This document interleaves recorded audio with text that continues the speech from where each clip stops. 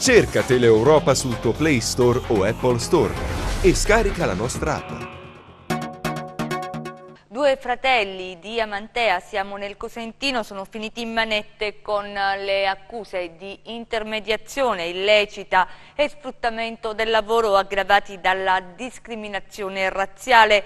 I due facevano lavorare nei campi immigrati di varie nazionalità in condizioni degradanti.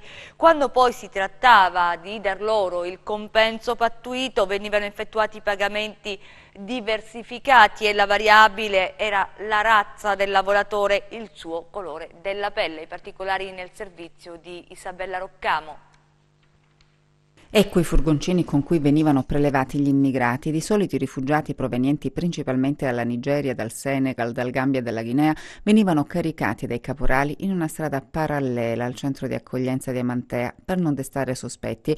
La destinazione era un'azienda agricola, lavoravano nei campi dall'alba al tramonto assieme ad altri lavoratori sempre in nero provenienti dalla Romania e dall'India e la paga dipendeva dal colore della pelle, per i bianchi 10 euro in più degli africani. Ancora una storia di caporalato e sfruttamento del lavoro scoperta nel Cosentino. Questa volta le indagini condotte dai militari della stazione di Amantea e coordinata dalla Procura di Paola diretta dal procuratore Pierpaolo Bruni hanno portato al sequestro di beni per 2 milioni di euro e all'arresto di due fratelli di Amantea di 48 e 41 anni, titolari dell'azienda agricola. Per i due sono stati disposti gli arresti domiciliari. Per loro le accuse sono di intermediazione illecita e sfruttamento del lavoro aggravati dalla discriminazione razziale.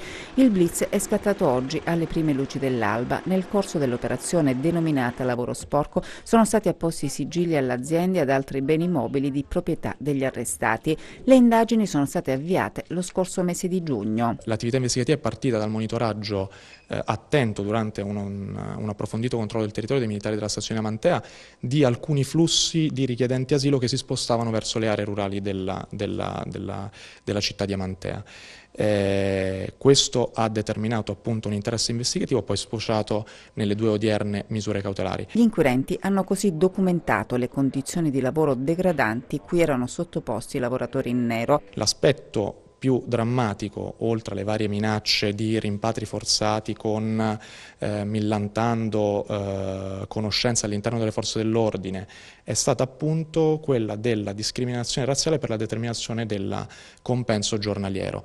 I più bianchi prendevano e ai più bianchi veniva corrisposta la somma di euro 25, ai più neri, quindi ai centroafricani, la somma di euro 25, ai più bianchi invece la somma di euro 35 al giorno. L'attività investigativa, sottolineano gli inquirenti, ha escluso il coinvolgimento del centro di accoglienza Ninfa Marina di Amantea.